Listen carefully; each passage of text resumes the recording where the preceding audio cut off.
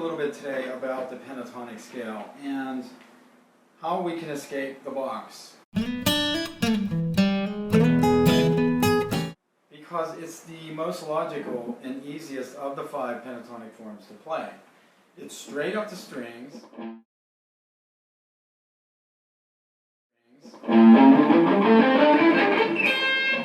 And once students can get a grip on the fingering, changing from 1/4 to 1/3, they then have the ability to improvise and create pretty interesting guitar lines. Once they learn how to slur and do things such as sliding, bending, flipping after bending, there's nothing more motivating than playing the guitar and finally learning how to play guitar solos, especially if you're going more electric guitar. Now, the easiest way to do that is to copy others, of course. That's what everybody does. But eventually you move out on your own and start to create your own ideas. Until you have a firm grip on the basics of improvising using pentatonic scales, you're not going to be able to solo freely without putting a whole lot of thought into it, but just letting the music flow from you, from inside you. So what I want to do today is to kind of show you ways to move out of the box pattern, because the box pattern can limit your creativity. But as music moves forward, it gets somewhat more complex in some ways, and expectations are raised a little bit in terms of content delivery, and that is the music itself. The music is a whole gamut of things that you should never try to pin down or box in, because the minute you try to box in certain elements of music, then somebody opens the box. So what we're going to do is just move you from this main pentatonic position in an efficient way, and then we will continue throughout, my lessons, my videos, to show you how to elaborate further. So when you're in A minor pentatonic, which we always start out in, you just get reacquainted with the scale.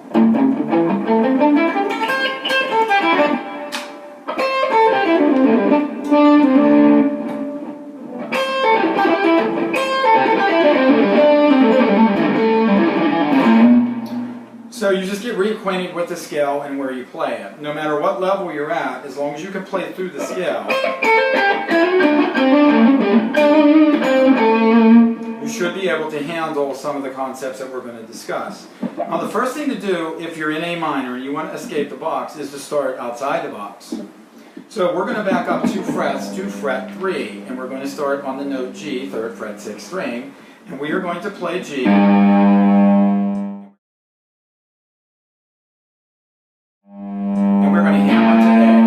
So we're going to slur, we're going to hammer.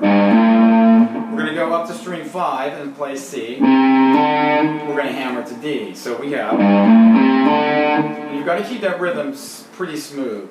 Make sure that the rhythm is not, that's a tendency of beginners to do, is to play the notes as a 16th going into an 8th, but they're really straight up 8th notes, meaning 1 and, 2 and. Next move, you're going to slide. Now you could pick again. You could pick again on string 5. But I would just go ahead and do a slide. So you're doing a combination slur, meaning you are hammer on 6th string. On string 5, you're going to pick fret 3, C. You're going to hammer to D, and you're going to slide up to E. So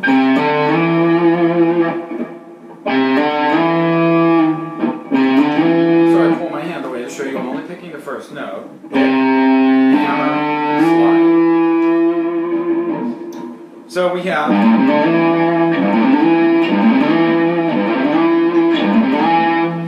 Now what you're going to do next is pick string 4 on G, that's the 5th fret 4th string. Now you're going to see something curious happen. I'm playing, once again, G, A, then C to D, like here.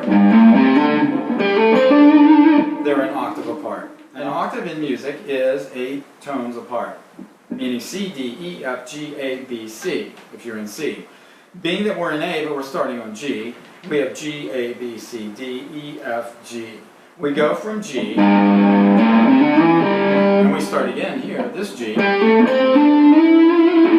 So far we have two of the same thing, basically. They're just on different string sets. The first set being string 6 and 5. The second string set is string 4 and 3.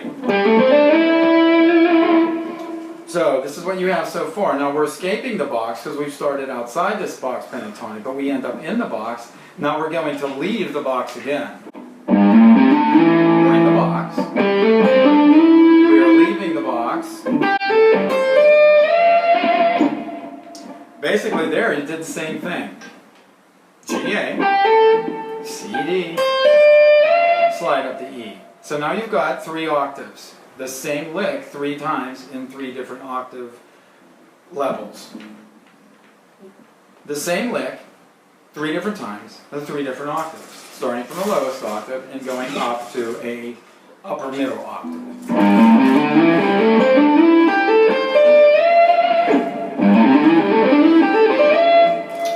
So basically that gives you some room to move. I'm very hesitant with students to get them slurring early on in their playing. Because what happens is when they learn that they can do these kind of licks,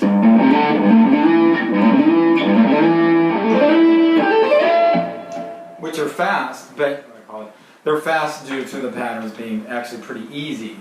Once you learn how to deal with the slurs, and you're accurate on your slides, which is sometimes a challenge, then you pretty much have those licks down already.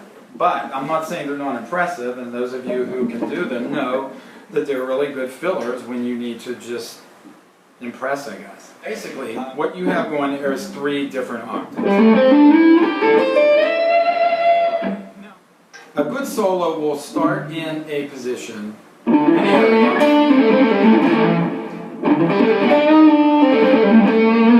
then it'll move, it'll develop, and then hopefully it'll come back to something similar at the end. That's a sign of a good, cohesive musical idea.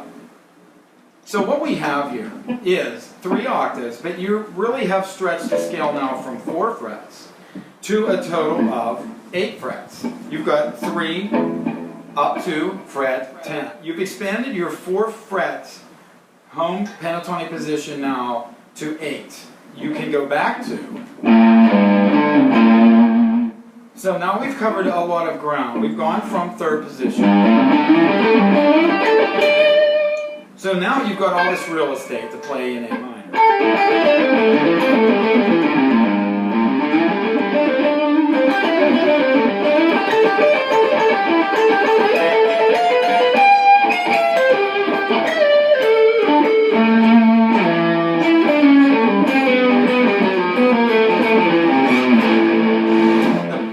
Therefore, one of the typical ways to move in and out of positions is by sliding. As you can see, we slid up to 5th, up to 7. We made our extension that we have to do in the pentatonic up to 8th position.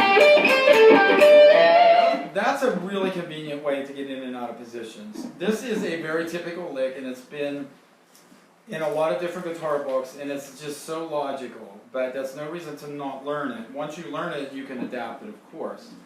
But one of the most effective things to do with octave-based riffs is to repeat the same idea 3 times or 2 times, whatever the music calls for.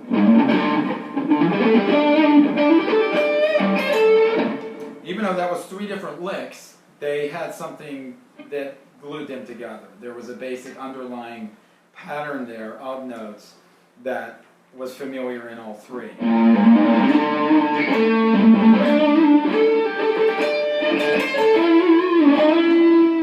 That's about it. I hope this helps you start to move out of the pentatonic position and get you to realize that there is a lot of ground out there to cover. When you're talking improvisation, we could talk here for months and years and not get to the end of it, because it's an endless fountain where ideas really live. They're there for you to take, but you've got to have the tools to be able to express them.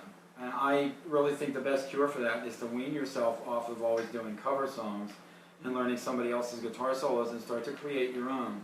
You have as much right to express your musical ideas as somebody who's famous or somebody who has a record deal. And just do your homework, practice, be creative, do your own thing.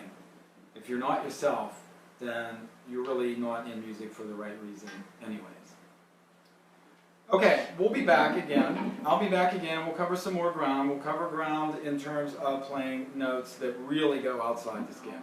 Making you sound unique and sticking out from others so that you're not just playing mourned over licks that have been played for years and years. You want to create your own sounds and you want to use every technique that's available to you to get the sounds that you hear in your head. So that's where we're going next, so that will be on the next video. So, like and subscribe and stop back and I'll have something for you very soon.